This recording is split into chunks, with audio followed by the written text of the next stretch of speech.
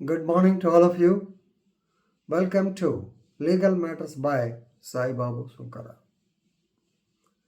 Bombay high court వారు police శాఖ వారిని అలాగే జ్యుడిషియరీ ఇద్దరిని ఒక కేసులో చాలా ఇబ్బందికరమైన పరిస్థితుల్లో they have slammed the police and judges.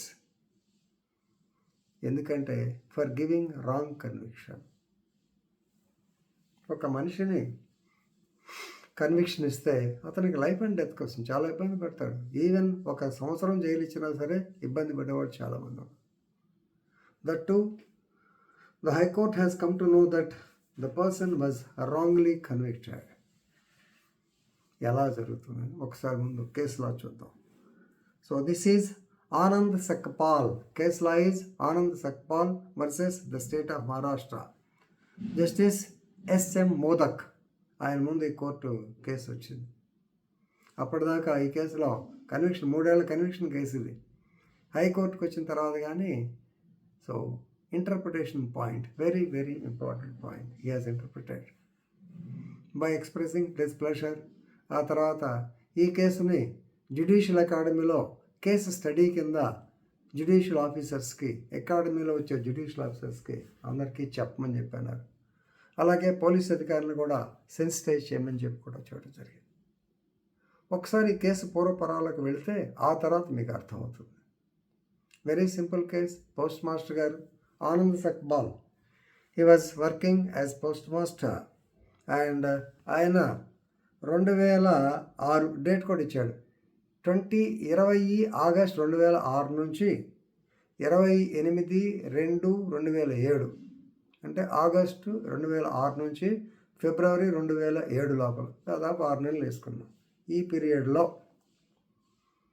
Public amounts like వీళ్ళు స్మాల్ సేవింగ్స్ వాళ్ళు, అలాగే బుక్స్ ఉంటాయి, సేవింగ్స్ బుక్ అకౌంట్స్, రికరింగ్ ఈ డిపాజిట్ అమౌంట్స్ దాదాపు 28,834 రూపాయలు మిస్ అప్రోప్రియేషన్ 409 కదా, 40 బ్రీచ్ ఆఫ్ ట్రస్ట్ 406 కూడా వేయాలి గ్యారంటీ. మరి ఏదైనా సరే ఇతను డబ్బులు కొట్టేశాడని అభియోగం. ఇది ఎలా తెలిసింది? వాళ్ళు కన్సర్న్ ఆఫీసర్స్ వచ్చి ఇన్స్పెక్షన్ చేస్తుంటారు. ఇన్స్పెక్షన్ రికార్డ్స్ చూసిన తర్వాత they found out that there was a misappropriation of about 28,000 or so. వాళ్ళు వచ్చారు, రికార్డ్స్ ఇన్స్పెక్షన్ చేశారు, డాక్యుమెంట్స్ అన్ని చూశారు. అల్టిమేట్లీ ఎస్, మిస్అప్రోప్రియేషన్ ఉంది. They have given a police report. ఈ రిపోర్ట్ ఇవ్వడం దాదాపు సంవత్సరం టైం బట్టి ఉంటుంది. పోలీసు వారు 409 and 468 ఐపీసీ కింద కేసు కట్టారు. Misappropriation 468 is forgery. అంటే ఇలా పేర్లతో ఏదో ఫోర్జరీ చేసింటాడు మనవాడు, సామాన్యుడు కాదు.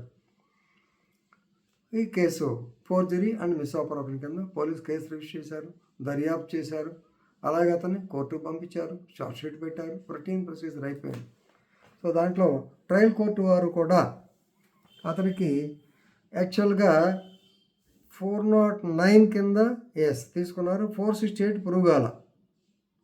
468 అంటే ఫోర్జరీ ప్రూవ్ కాల దానికి. కానీ 409 మిస్అప్రోప్రియేషన్ ప్రూవ్ అయింది. మిస్అప్రోప్రియేషన్ ఏంటంటే మన డబ్బులు వాడు సొంత పనికి వాడుకున్నాడు, రైట్. కాబట్టి దానికి 3 years కన్విక్షన్ ఇచ్చారు జడ్జి గారు. అంటే లోకల్ మ్యాజిస్ట్రేట్ ఇచ్చింటాడు.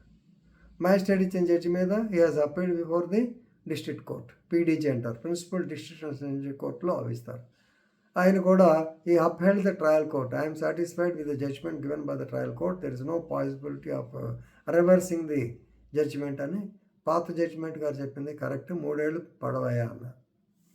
తర్వాత హైకోర్టుకు వచ్చి హైకోర్టులో వారు చూసిన పాయింట్, సింపుల్ పాయింట్ మీద వెళ్ళిపోతాయి. సుప్రీంకోర్టు హైకోర్టులో మళ్ళాగా 3 గంటల ఆర్గ్యుమెంట్ చెప్పక్కర్లా, 3 నిమిషాల్లో తేల్చి అవతల పడేస్తారు. Justice modak noticed that the police did not seize the relevant records. అంటే ఇక్కడ మిస్అప్రోప్రియేషన్ జరిగింది ఏ పీరియడ్ అన్నారు?